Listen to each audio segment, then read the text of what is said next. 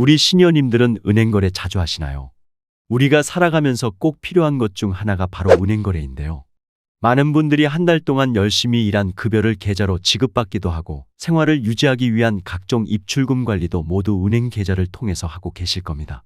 그런데 이처럼 우리가 늘 익숙하게 이용하던 은행 거래가 앞으로 크게 달라질 전망입니다. 특히 이 서비스는 많은 시니어님들이 이용하고 있는 국내 시중은행들이 대부분 해당되는 내용이기 때문에 반드시 알고 계셔야 하는 내용인데요. KB국민은행, 신한은행, 우리은행, 하나은행, 중소기업은행, NH농협은행, 부산은행 이렇게 7개의 은행이 이 서비스에 참여한다고 합니다. 그래서 준비했습니다. 내년부터 바뀌는 금융제도는 어떤 것이 있으며 우리는 무엇을 준비해야 하는 건지 오늘 확실하게 알려드리겠습니다. 2025년 변경되는 금융제도 첫 번째는 예금자 보호 한도가 1억으로 상향된다는 것입니다. 우리가 직접 돈을 갖고 있기보다는 은행에 돈을 넣어두는 가장 큰 이유는 바로 안전 때문인데요.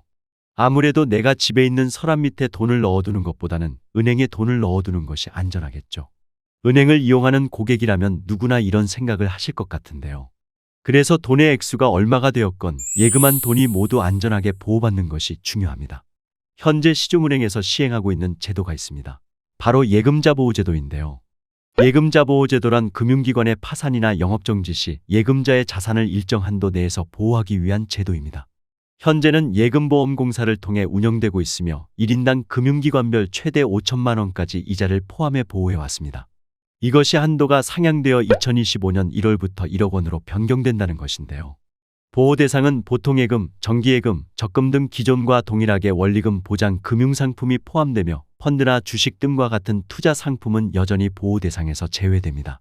적용 범위는 동일 금융기관 내 예금 계좌를 합산하여 1억 원 한도로 보호하며 금융기관별 별도 적용되므로 여러 기관의 분산 예치 시 각각 1억 원까지 보호받을 수 있습니다. 따라서 우리 시니어님들은 예금 보호 한도는 금융기관별로 적용되므로 한도를 초과하는 금액에 대해서는 반드시 다른 금융기관에 분산 예치하여 자산을 안전하게 보호하시기 바랍니다. 또한 여기서 주의하셔야 할 점은 펀드나 주식, 실적 배당형 보험 등은 보호 대상이 아니며 신협이나 새마을금고, 우체국 예금의 경우 예금보호공사가 아닌 자체보호제도가 운용되며 보호 한도와 방식이 다르므로 이 점 참고하시기 바랍니다.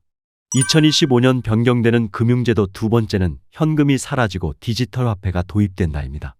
우리는 보통 은행에 계좌를 만들어 돈을 넣어두고 필요할 때마다 돈을 찾아서 사용하거나 계좌에 돈을 넣고 체크카드 등 계좌와 연동된 카드를 사용하는데요. 이것들의 공통점은 모두 은행에 입금한 현금을 사용한다는 것이죠. 그런데 앞으로는 이런 형태의 거래가 사라질 수도 있다고 합니다. 더 이상 계좌에 돈을 넣고 사용하지 않게 될 수도 있는 것인데요. 지난 11월 5일 금융위원회에서 보도한 내용에 따르면 정부에서 CBDC를 발행하겠다고 하는데요. CBDC란 각 나라의 중앙은행이 제조, 발행, 유통하는 디지털 화폐를 말합니다. 조금 생소하실 수도 있는데요. 디지털 화폐는 지금 우리가 사용하는 현금과 같은 동일한 화폐 가치를 갖게 되는 새로운 예금 토큰입니다. 디지털 형태로 자산을 토큰화한 것인데요. 지금 보시는 이러한 지폐나 동전은 우리가 손으로 만질 수 있는 물리적 화폐인데요. 반면 CBDC는 손으로 만질 수 없는 디지털 화폐인 것입니다. 즉, 이제는 더 이상 카드나 현금으로 물건이나 서비스를 구매하는 것이 아니라 디지털 화폐를 사용하여 구매할 수 있도록 시행이 추진되는 것입니다. 더 알기 쉽게 설명해드리면 우리가 정부에서 제공받는 교육, 문화, 복지 분야의 각종 바우처들이 있습니다. 개인마다 받는 정부 지원이 조금씩 다를 수 있지만 한 사람이 여러 개의 지원을 받게 될 때도 있는데요. 이렇게 교육, 문화, 복지 등 다양한 영역에서 지원받은 정부 바우처를 더 이상 카드나 종이 상품권 등으로 지급하지 않고 디지털 화폐로 지급한다는 것입니다. 개인이 받는 모든 정부 바우처가 이제는 모두 디지털 형태로 전환되는 것인데요. 금융위원회는 모바일로 전자지갑을 개설하면 해당 액수만큼 전자지갑의 디지털 화폐 형태로 발행되어 복잡한 정산 절차나 부정수급 등의 문제를 해결할 수 있게 된다는 내용도 함께 발표했습니다. 먼 나라 이야기 아니야 라고 생각하실 수 있지만 현재 실증 사업에 추진하기 위해서 7개 국내은행이 참여 의사를 밝혔습니다. 바로 국민, 신한, 우리, 하나, 기업, 농협, 부산은행인데요. 해당 은행들에 대해 예금 토큰 발행 업무를 허용했고 발행한 예금 토큰이 예금자 보호법을 적용받을 수 있도록 하는 내용을 완료했다고 합니다. 그렇다면 예금 토큰은 어떻게 사용하는 걸까요? 먼저 은행 모바일 앱이나 은행 창구를 방문해서 본인 확인 절차를 거쳐 내 실명으로 예금 토큰을 이용할 수 있는 전자지갑을 개설합니다. 그리고 금융소비자가 원하는 금액만큼의 예금 토큰을 은행에 신청하면 은행에서 전자지갑에 토큰화하여 디지털 화폐를 발행합니다. 그럼 이렇게 발행된 예금 토큰을 물품이나 서비스를 이용할 때 현금처럼 지급하면 구매할 수 있게 됩니다. 예를 들어 어떤 가게에서 물품을 디지털 화폐로 구매했다면 이용자의 전자지갑에 있는 예금 토큰이 가게 사업주 전자지갑의 예금 토큰으로 이전되는 방식입니다. 우리가 물건을 구매할 때 현금을 주거나 깜빡하고 현금을 안 가져왔을 때는 판매자의 계좌에 이체를 할 때도 있는데요. 디지털 화폐는 현금을 주고 받는 것이 아닌 내 전자지갑에서 판매자의 전자지갑으로 예금 토큰이 이동하게 되는 것입니다. 이미 많은 분들이 현금보다는 카드를 사용하는 사회가 되었고 최근에는 카카오페이, 네이버페이, 삼성페이 등 스마트폰으로 하는 모바일 결제도 흔하게 사용하는데 디지털 화폐가 특별할 게 뭐가 있어 라고 생각하시는 분들도 계실 겁니다. 하지만 디지털 화폐는 중앙은행에서 발행한다는 점에서 큰 특징이 있는데요. 우선 중앙정부 입장에서 실물 지폐를 찍어내지 않고 전자지갑에서 디지털 형태로 화폐를 발행하면 지폐를 찍어내는데 비용이 들지 않는 것은 물론 이후 유통하고 관리하는 데도 비용이 절감됩니다.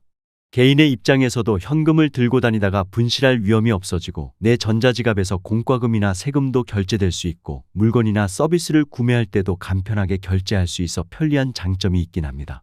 그러나 이러한 디지털 화폐 도입에 대해서 국민들 사이에서 반발이 있는 것도 사실입니다. 디지털 화폐는 현금과 같이 실제로 가지고 있을 수 없다 보니 어떤 방식으로 거래하든 기록이 무조건 남게 되겠죠. 따라서 정부가 실시간으로 감시한다면 보이스피싱 범죄나 자금 세탁 및 탈세 범죄 등을 추적하는 데 도움이 될 수 있는 반면 소비자들을 감시하고 시민들의 행동을 통제하는 데 악용될 수 있고 개인의 거래 내역을 다 들여다 볼 수 있기에 시민 개인의 행동과 주거양식 등 모든 것을 유추하여 추적할 수 있다 보니 개개인의 프라이버시가 침해될 수 있다는 단점이 있습니다. 그러니까 내가 일어나서 커피를 하루에 몇 잔 마시고 어디서 구매하는지, 회사까지 무엇을 타고 출근하는지, 점심은 무엇을 어디서 먹는지, 내가 이용하는 모든 것들에 대한 정보를 확인할 수 있고 이것과 관련해 나쁜 마음을 먹는다면 감시도 가능하다는 것이죠. 전국적으로 ATM기도 빠르게 사라지고 주요 은행들의 지점들도 사라지고 이제는 현금까지 없애는 추세로 간다면 아직까지 현금을 주로 사용하는 나이 많은 어르신들은 앞으로 어떻게 생활을 하실지 벌써 걱정이 됩니다.